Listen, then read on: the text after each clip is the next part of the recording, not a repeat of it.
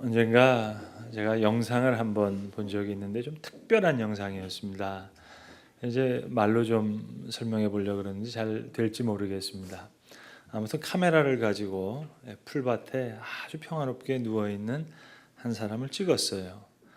그리고 나서 이제 컴퓨터 그래픽으로 이제 그 다음부터 작업을 하는데 이 사진 카메라를 아주 아주 초능력을 가진 카메라라고 한번 생각해 보세요. 이것을 엄청난 속도로 이제 하늘로 쫙 줌아웃을 시키는 겁니다. 그러니까 보통 그 높이가 아니라 지구 바깥 우주까지 갈 수 있도록 그렇게 쫙 이렇게 그 줌아웃을 시키는 거예요. 제가 오늘 일부 예배 때 이거 좀 효과음을 내려고요. 이 필름 감는 흉내를 좀 냈거든요. 이렇게 냈더니 목사님 뭐 좀 공기가 탁하십니까? 왜 입술을 터냐 이렇게 하는데 하여튼 한번 좀 상상이 되십니까? 이러면 쫙 그 카메라가 위로 올라가는 거예요. 그러니까 한 사람이 보이다가 점점 작아지는 거죠. 우주가 지구가 보이고 태양계가 보이고 은하계가 보이고 큰 우주 속에 있는 그렇게 이제 카메라를 찍었다가 이걸 다시 빠른 속도로 다시 되감는 거예요. 그러니까 다시 막 돌리니까는 그대로 지구가 보이고 어떤 동네가 보이고 풀밭에 누워 있는 그 이제 사람이 하나 보이는 겁니다. 그 다음엔 두 번째 단계에서 이 카메라가 정말 초능력 어떤 현미경으로 바뀐다고 한번 생각해 보세요. 그 전까지 만안경이었다면 이게 현미경이 돼서 사람의 눈동자로 들어가는 거예요. 그러면서 다시 또 사람의 DNA, 세포, 혈관까지 해서 그 높이만큼 똑같은 깊이가 쫙 내려가는 거예요. 엄청난 우주와 같은 세계가 사람 안에 펼쳐지는 거예요. 그리고 다시 줌아웃. 그리고 평안하게 누워있는 한 사람, 풀밭에 있는 사람을 보여주는 겁니다. 여러분 이 사람 작은 사람입니까? 아니면 큰 사람입니까? 여러분 신앙인들이 범하는 가장 큰 죄가 어떤 죄라고 생각하십니까? 세상에서야 뭐 살인죄도 있고 도둑질도 있고 여러 가지가 있겠습니다만은 저와 여러분과 같은 신앙인으로서 죄를 짓는 가장 큰 죄는 사실은 원망죄입니다. 사람들이 이거는 죄가 아니라고 생각해요. 아니 출애굽한 이스라엘 백성들이 홍해까지 건넜는데 그들이 왜 죽었습니까? 원망죄 때문에 죽은 거예요. 더 깊이 들어가면 시기, 질투 이런 거죠. 근데 우리는 시기, 질투, 원망 이 정도는 그냥 뭐 죄도 아닌 것처럼 그렇게 생각한단 말입니다. 오늘 우리가 읽은 본문 이 말씀은 그냥 툭 튀어나온 말씀이 아니에요. 누가복음 9장 전체를 보시면 이 누가복음 9장에는 엄청난 얘기들이 함께 뒤섞여 있습니다. 그러니까 12제자를 파송하시는 이야기도 나오고 또 오병이어로 5천 명을 먹이신 이야기도 나오고 그 제자들 중에서 베드로, 야고보, 요한 세 사람만 택하셔서 변화산상에 올라가셔서 엄청난 영광을 보여주셨던 그 이야기 또 그 동일한 시간에 산 밑에서 있었던 9제자가 경험했던 아주 부끄러운 일들 그런 일들이 지금 함께 얽히고 설킨 이 한 장에 누가복음 9장에 있는 그런 상황에서 오늘 본문이 나오는 얘기입니다. 예수님 12제자를 불러서 귀신을 제어하고 병 고치는 능력을 주시면서 파송하셨어요. 그러면서 말씀하셨어요. 너희는 지팡이나 배낭이나 그리고 돈이나 양식이나 두버릇도 가지지 말고 어느 고을에 들어가든지 그곳에 머물다가 그리고 떠나라. 말씀하신 대로 엄청난 역사가 일어났습니다. 거기에 더해서 오병이어로 5천 명을 먹이신 놀라운 역사가 일어난 거예요. 사람들이 예수님을 왕으로 옹립하려고 합니다. 사람들의 마음이 막 부풀어지는 거예요. 제자들을 포함해서.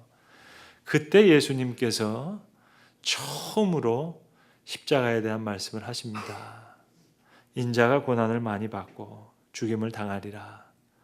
아무든지 나를 따라오려거든 자기를 부인하고 자기 십자가를 지고 나를 따를 것이니라. 자, 그렇게 생각하시고 이제 고난을 당할 거라고 생각하는데 한번 생각해 보니까 12제자 중에 베드로, 야고보, 요한 제일 큰 고난을 당할 것 같거든요. 야고보는 제일 먼저 순교한 사람이고 요한은 뭐 제일 끝까지 남아서 큰일 감당해야 될 사람이고. 그래서 성경에 보시면 예수님 십자가에 대한 예언을 하신 후에 8일 후에 이 세 제자를 데리고 나서 변화산상에서 모습을 변화시켜 주면서 큰 영광을 보게 하십니다. 그 같은 시간이에요. 다음 날 예수님께서 산에서 내려오시는데 산 밑에 있는 9명의 제자들이 큰 부끄러움을 당하고 있습니다. 한 아버지가 귀신 들린 아들을 데리고 왔는데 이걸 내쫓으려고 했는데 되지가 않더란 말입니다. 이렇게 뒤죽박죽 돼 있는 이런 상황이에요. 여러분, 9제자 입장에서 한번 생각해 볼까요? 원망하지 않았겠어요? 아니, 누군 메이저리그고 누군 마이너리그예요? 아니, 예수님 12제자 다 데리고 가셔서 산 위에서 보여주시든지 하시지. 이게 참 기분 나쁜 얘기거든요. 그리고 36절에 보시면 제자들이 아무 말 하지 않았다 그랬어요. 그 세 제자가 잠잠하여 그 본 것을 무엇이든지 그때는 아무에게도 이르지 아니하니라 했는데 그건 그때 얘기고 이 세 제자가 끝까지 입 다물었겠어요? 자랑했겠죠. 그러니까 오늘 보면 46절에 이렇게 시작하는 겁니다. 첫 절이 제자 중에 누가 크냐 하는 변론이 있어서 그런 변론이 있었다는 거예요. 그뿐만 아니라 49절에 나오는 요한의 태도도 우리가 한번 다시 짚어볼 만합니다. 이렇게 얘기하는 거예요. 주여, 어떤 사람이 주의 이름으로 귀신을 쫓아내는 것을 보고 그 우리가 보고 우리와 함께 따르지 아니한 사람이기 때문에 금하였나이다. 분명히 예수를 따르는 사람 중에서는 12제자만 아니라 다른 제자들도 있어요. 근데 주의 이름으로 귀신을 쫓아냈단 말입니다. 근데 그걸 요한이 막았다는 거예요. 자기 딴에는 지금 잘했다고 칭찬받으려고 하는 거예요. 예수님 말씀하십니다. 금하지 말라. 그러니까 지금 교만과 잘난 채, 원망과 시기와 질투, 이게 지금 온통 섞여 있는 상황이에요. 예수님 그들 앞에 조용히 어린아이 하나를 세우시고 곁에 두시는 거예요. 너희 중에 누가 큰 사람이겠느냐. 말씀을 보여주시는 거예요. 어린아이 하나를 데려다가 곁에 세우시고 예수님의 엑스비션이죠. 보여주시는 거죠. 어린아이를 통한 무궁무진한 말씀이 있는 겁니다. 유명한 그 수도사가 광야를 걷고 있었습니다. 거룩하게 수도 생활을 하던 이 수도자를 이제 마귀들이 이렇게 순례길을 방해하고 싶었어요. 대장 마귀가 있고 새끼 마귀가 있는데 마귀 새끼가 아니라 새끼 마귀가 있는데 이 녀석들이 이 수도사를 이제 유혹하려고 하는 겁니다. 그래서 어떤 녀석은 여자로 유혹하고 어떤 녀석은 이제 뭐 돈으로 명예로 막 유혹하는데 끄떡하지 않는 거예요. 그러니까 이 녀석들이 이제 대장 마귀에게 나와서 우리 안 되겠습니다. 얘기했더니 대장 마귀가 그러더래요. 야, 이 새끼들아, 내가 하는 걸 봐라. 하면서 이제 대장이 가서 이 수도사에다 대고 귀에다 대고 뭔가를 소탁소탁 하는 거예요. 근데 뭐 이 수도사가 그 말을 듣는 순간 울그락 불그락 하면서 안색이 막 변하거든요. 이제 나중에 돌아와서 이제 이 새끼 마귀들이 대장한테 물어보는 겁니다. 대장, 무슨 말을 했길래 저 수도사의 안색, 우리가 그렇게 유혹하려고 했는데 안 되던 수도사를 유혹할 수 있었습니까? 물을 때 했던 대답입니다. 별 얘기하지 않았고 귀에다 대고 지금 네 동생이 저 알렉산드리아에서 추기경이 됐다. 그랬더니 그랬더라 하는 얘기입니다. 자, 여러분, 산 위에서 놀라운 경험을 했던 제자는 나름대로 지금 교만함으로 엄청난 파송받은 후에 엄청난 일들을 경험했는데 오병이어기까지 다 경험했는데 지금 세 제자는 세 제자대로 9제자는 산 아래서 또 부끄러운 경험을 하고 그러니까 세 제자는 교만함으로 무너지고 있고 다른 제자들은 원망과 시기와 질투로 무너지고 있고 서로가 서로에게 지금 부딪히고 있는 시간입니다. 여러분, 우리 사람의 마음이 참 묘해서요. 오늘 본문은 참 심리적인 배경을 갖고 보셔야 되는데, 우리는 두 가지 욕구가 다 있다고요. 다른 사람과 같아지려고 하는 욕구가 있고, 또 동시에 다른 사람과 달라지려고 하는 욕구가 있어요. 그래서 야, 나도 저런 사람이 사는 저 집에서 살아야지, 저런 집에서 살아야지 생각합니다. 그래서 그런 집에 살게 돼요. 그러면 그 순간 또 다른 곳에 살고 싶어 하게 됩니다. 이게 사람의 심리예요. 지금 제자들이 교만과 잘난 체와 원망과 시기와 질투 이렇게 돼 있을 때 예수님 조용히 어린아이 하나를 옆에 세우시는 겁니다. 어린아이, 지금 기뻐하고 있는 아이예요. 여러분, 아이는 조그만 사탕 하나를 들고도 더 이상 바랄 게 없어요. 사탕 2개를 줘도 2개 다 같지도 않아요. 하나만 가져요. 그걸 입에 물고, 아니 어머니의 젖을 입에 물고, 그걸로 충분해요. 욕심도 없고 원망도 없어요. 불평도 없어요. 그 기쁨에 충만한 어린아이. 자, 여러분, 이제 정말 중요한 이야기를 한번 해봅시다. 여러분, 정말 오늘 본문 말씀이 이해가 되세요? 피차에 한번 솔직해집시다. 이게 정말 48절 특별히 말씀, 이거 솔직히 이해가 되세요? 제가 솔직히 한번 말씀드려 볼게요. 여러분은 모르겠는데 저는 이 말씀이 잘 이해가 안 돼요, 솔직히. 또 말이 안 되는 이야기 아닌가, 그런 의심이 많이 들어요. 너희 모든 사람 중에 가장 작은 자가 큰 자니라. 여러분, 솔직히 이게 말이 되는 얘기입니까? 이런 어린아이 하나를 영접하면 나를 영접하며, 나를 영접하면 나를 보내신 하나님을 영접하는 것이고, 너희 모든 사람 중에 가장 작은 자가 가장 큰 자니라. 우리가 대충 아멘하고 넘어가서 은혜가 되는 것 같은데, 솔직히 한번 생각해 보세요. 저는 제 온 인격을 다해서 이 말씀을 받아들인 적이 있을까 의심스러워요.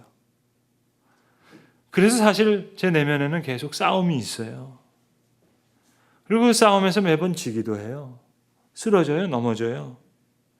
그래서 죄송하지만 정말 쪼잔한 인간으로, 아주 잘 자라게 작은 사람으로 그렇게 살아가고 있는지 모르겠습니다. 지금 산 밑에 있는 9 제자가 부끄러움을 당했죠. 다른 복음서에 보면 제자들이 예수님께 나와서 조용히 물어요. 우리가 어찌하여 귀신을 쫓아내지 못하였나이까? 왜요? 바로 엊그제 귀신을 쫓아냈거든요. 예수님 말씀하시는 거예요. 기도 외에는 다른 곳으로 이런 유가 나갈 수 없다. 하나님의 능력이 임해서 귀신을 쫓아냈어요. 그렇다고 내가 능력자가 된 건 아니거든요. 능력이 임한 것이지. 근데 엊그제 했으니까 오늘 쫓아낼 수 있다고. 나는 능력자가 됐다고 생각해서 했어요. 근데 일이 이루어지지 않는 겁니다. 자, 이렇게 부끄러움을 당하게 됐어요. 그런데 9 제자만 문제가 아니에요. 사실은 이 큰 영광을 본 제자도 실수하는 거예요. 그러니까 여러분, 사실은 오늘 본문의 말씀을 사도 요한도 제대로 이해하지 못했어요. 그러니까 우리가 이 말씀을 제대로 이해한다? 이거 좀 조심해서 한번 생각해 보세요. 오늘 본문을 한번 다시 들여다보세요. 요한에겐 죄송한 표현입니다만 오늘 요한이요, 표현을 용서하세요, 김밥 옆구리 터지는 소리 여러 번 해요. 46절부터 48절까지 예수님 분명히 말씀해 주셨어요. 근데 금방 49절에 딴소리를 해요. 몇 절 지나간 것도 아니에요. 얘기 딱 끝나고 마자 딴소리를 하는 거예요. 그것도 명색이 사도 요한인데 내가 금하였나이다. 예수님으로 귀신을 쫓아내는데 우리와 함께하지 않는 사람이라고 해서 제가 금했습니다. 자기 딴에는 지금 잘한 일이라고 얘기하는 거예요. 요한 혼자만 얘기한 게 아니라 54절에 다시 보시면 이번에는 세트로 야고보와 요한이, 형제들이, 하여튼 형제는 용감했어요. 사마리아를 지나가는데 이 본문도 그래요. 사마리아 사람들도 지금 예수님이 예루살렘으로 가는 걸 알고 배척했다 그랬거든요. 그런데 사마리아 사람들이 예수님을 영접하지 않는다고 해서 야고보와 요한이 얘기하는 거예요. 우리가 불을 명하여 하늘로부터 내려 저들을 멸하라 하기를 원하시나이까? 참 요한을 놓고 한번 생각해 보세요. 예수님 소위 속위에 경 잃는 거죠. 이렇게 분명히 말씀하셨는데 돌아서서 딴소리를 해요. 저는 그 다음 절 말씀이 얼마나 감사한지 모르겠어요. 예수께서 돌아보시며 꾸짖으시고 함께 다른 마을로 가시니라. 요한이 분명히 예수님 말씀 들었는데 여러 번 엉뚱한 소리 하거든요. 여러분, 요한도 예수님의 말씀 못 알아들었다니까요. 그러니까 우리 대충 아멘 하지 마시자고요. 우리도 솔직히 48절 말씀을 정말 제대로 들어본 적이 있을까? 글쎄 없습니다. 정말 제대로 이해해 본 적이 있는가? 제대로 받아들여 본 적이 그리 많지 않아요. 그래서 저와 여러분의 삶 속에는 내적으로도 외적으로도 큰 싸움이 있는 거예요. 큰 사람이 돼 본 적이 없어요.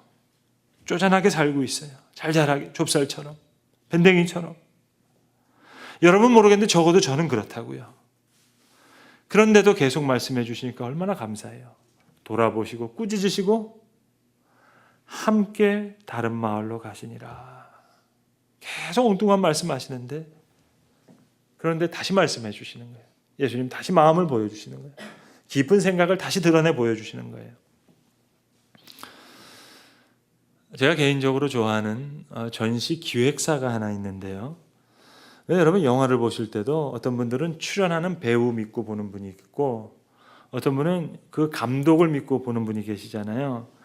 근데 이 기획사는요, 어떤 작가의 작품이 있는데 작품을 이렇게 설명하라는 것보다도 이 작가의 내면을 이렇게 들여다보는 그런 노력을 좀 많이 하는 그런 회사입니다.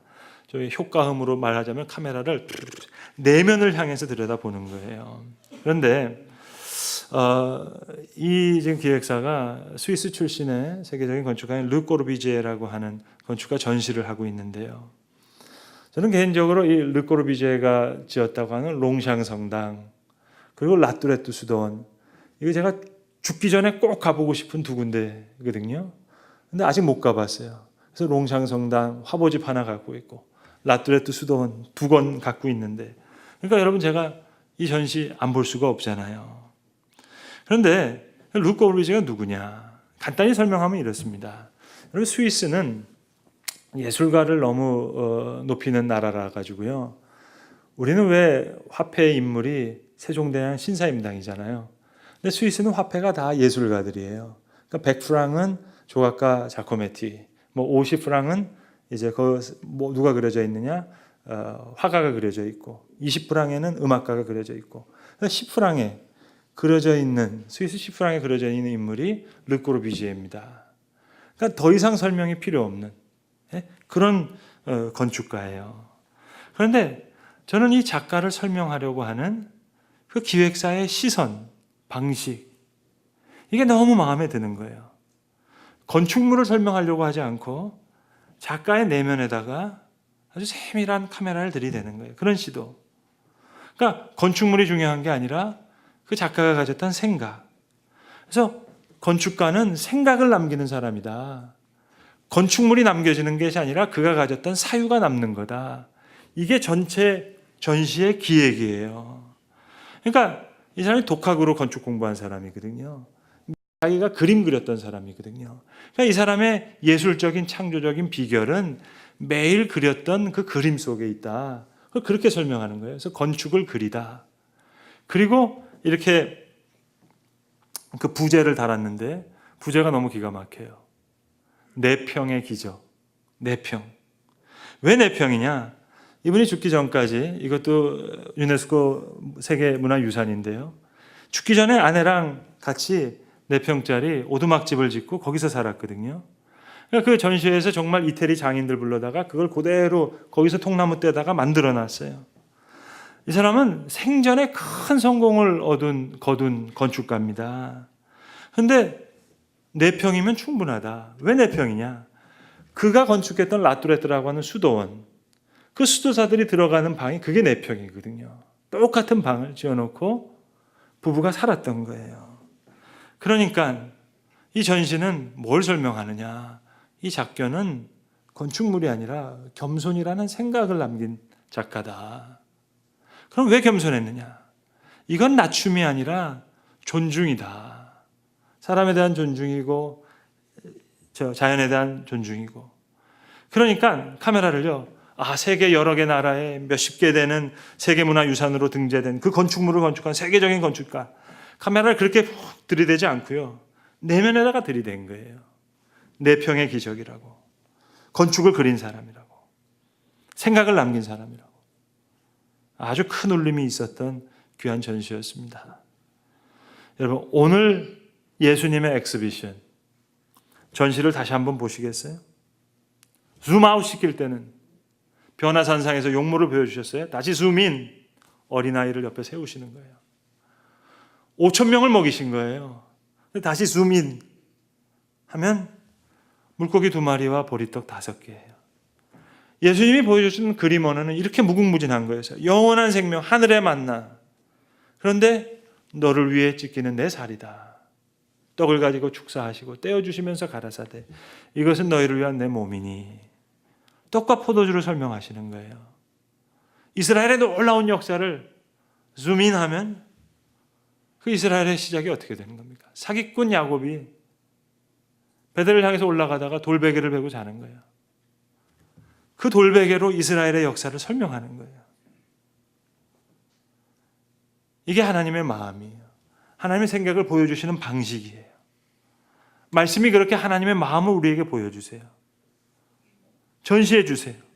제자 중에 누가 크냐 하는 변론이 일어나니 예수께서 그 마음에 변론이 있는 것을 아시고 어린아이를 데려다가 자기 곁에 세우시는 거예요. 엄청난 말씀이죠. 이번 주에 어떤 뉴스에서 봤는데요.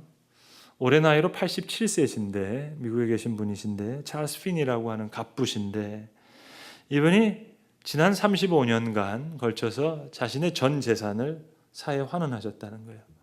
전 재산이, 놀라지 마세요, 9조 원. 그러니까 작년 말에 12월 달에 자신의 모교에 나머지 한 700만 불 들여서 35년간 9조 원을 다 환원했다 하는 기사였어요. 그 기자가 물었어요. 어떻게 그렇게 기부할 수 있었습니까? 물었더니 아주 위트 있는, 유머 있는 대답을 했어요. 아무리 돈이 많아도 바지 2벌 한꺼번에 껴입을 수 없지 않냐고, 그렇게 얘기했어요. 근데 여러분, 카메라를 자꾸만 그렇게 들이대지 마세요. 9조 원. 반대로 한번 감아 볼까요? 너무 힘든 형편에서 살아가는 사람이 있어요. 근데 그가 원망하지 않고 살아가요. 시기와 질투가 없어요. 그렇다면 그 사람 큰 사람이죠. 힘들수록 그 사람의 마음에 원망과 시기와 질투가 있을 법한데, 만약 그 원망의 죄를 범치 않는다면 여러분 9조 원만 큰 게 아니에요. 예수님 항상 카메라를 그렇게 돌리세요. 그래서 천하를 얻고도 자기 목숨을 잃으면, 어린아이 하나를 영접하면 카메라를 계속 그렇게 돌리세요. 과부의 2랩돈. 제 나이 또래 되는 제가 요리사 한 분을 아는데요. 이분은 20살 전부터 요리를 했어요. 저처럼 학교를 다닌 게 아니라 어린 나이에 일을 시작했어요. 한 번은 식당을 크게 냈다가 아주 어려워지기도 했어요. 식당을 이제 줄여서 나중에는 4개 테이블만 있는, 그렇게 하고 본인이 직접 쿡해가지고 하는 그런 식당을 냈어요. 10년 전에 제가 제 아내와 함께 처음으로 그 식당을 한번 가봤거든요. 근데 이 셰프가 교인이에요. 저희 교회는 아니었지만 교인이고, 제가 목사란 걸 알고 나서, 그러니까 이제 이런저런 얘기를 하게 됐는데, 이분이 뭐라 그러시는 줄 아세요? 목사님, 서울에서 식당 하는 거 이거 너무 잔인합니다. 너무 힘들다는 거예요. 몇 년을 끌어간다는 게 너무 힘들다는 거예요. 이거 맨날 곤두박질 치고 말입니다. 그래서 그런 얘기하면서 어떨 때는 뭐 치즈를 좀 이렇게 싸서 주기도 하고, 정말 자주는 가지 못하지만 1년에 한두 번 아주 특별한 날 한 번씩 가는 그런 작은 식당이에요. 지금도 그 테이블 몇 개 안 되는 작은 식당인데, 몇 달 전에 미슐랑 스타를 받았어요. 여러분, 미슐랑 스타에서 너무 놀라시면 촌스러워지는 거예요. 미슐랑 스타를 받아가지고 특별한 식당이 아니고요. 10년 전에 저희 부부가 처음 갔었을 때도 작지만 특별한 식당이었어요. 초점을 자꾸만 미슐랭 그렇게 올릴 필요가 없고요. 다시 필름을 내면으로 돌리면은요, 사실 된장찌개 하나를 끓여도요, 여러분, 큰 사랑과 마음과 정성을 다 담을 수 있는 거예요. 그러고 보면 요리도 생각이에요. 음식을 먹는 게 아니에요. 그 요리사의 철학을 먹는 거예요. 그의 마음을 먹는 거예요. 그의 사랑을 먹는 거고, 정성을 먹는 거고, 그의 삶의 생각을 먹는 거고. 우리가 하나님의 말씀을 먹을 때도요, 말씀을 통해서 그분의 마음을 아는 거예요. 그분의 사랑을 아는 거예요. 그분의 지혜를 먹는 거예요. 그분의 생각과 마음을 내가 섭취하는 거예요. 제자들의 마음의 번민을 아시고 어린아이 하나를 데려다가 곁에 세우시고 놀라운 그림 안에 누가 가장 큰 자이겠는가? 예수님 마음을 보여주시는 거예요. 생각을 보여주시는 거예요. 오늘 본문 마지막 절에 보시면 구체적으로 요한의 마음을 넓혀주시는 거예요. 어떤 사람이 주의 이름으로 귀신 쫓아내는 걸 보고 우리와 함께 아니 않았기 때문에 내가 금하였습니다. 자기 딴에는 지금 칭찬받기 위해서 얘기하고 있는데 예수님 조용히 말씀하시는 겁니다. 금하지 말라. 너희를 반대하지 않는 자는 너희를 위하는 자니라. 사랑하는 제자가 큰 자가 되기를 바라셔서 늘 실수하고 말귀를 못 알아듣지만 그 마음을 넓혀주시는 거예요. 그 생각을 넓혀주시는 거예요. 정말 쪼잔하게 좁쌀처럼 밴댕이처럼 살지만 큰 사람으로 살라고, 큰 사람 되게 하시려고 다시 말씀을 주십니다. 돌아보시며 꾸짖으시고 함께 다른 마을로 가시니라. 여러분, 우리는 사실 한 번도 제대로 말씀을 알아본 적이 없어요. 나를 따라오르게든 자기를 부인하고, 자기 부인해 본 적 없고요. 자기 십자가를 지고, 글쎄요, 십자가 목걸이는 맸는데 십자가 재본 적이 없어요. 네? 한두 번 속으신 것도 아닌데 또 말씀해 주세요. 그 마음에 변론하시는 것을 아시고 너희 모든 사람 중에 가장 작은 그가 큰 자니라. 한 번도 제대로 알아본 적이 없는데, 알아들은 적이 없는데 다시 말씀해 주시는 거예요. 헤아리기 어려운 주의 사랑과 지혜가 여기 있는 것입니다. 기도하겠습니다. 아버지 하나님, 한두 번 속으신 것이 아니실 텐데 또 말씀해 주신 것 감사합니다. 아멘하고 말씀을 읽었습니다만 사실로 고백한데 제대로 알아들은 적이 없는데 또 다시 말씀해 주셨습니다. 늘 넘어지고 또 쓰러지고 부족하지만 다시 한번 큰 사람 되기를 원하셔서 오늘 이렇게 말씀을 주시는 줄로 아오매. 헤아리기 어려운 주의 지혜와 사랑이 여기 있음을 믿습니다. 하나님, 이 말씀을 먹을 때 주의 마음을 알게 하시고 하나님의 깊은 생각도 알게 하여 주시고 주님의 사랑을 먹고 지혜를 먹고 생명을 먹는 지혜롭고 소중한 하나님의 귀한 자녀들 되게 하여 주시옵소서. 우리 주 예수 그리스도의 이름으로 기도합니다. 아멘.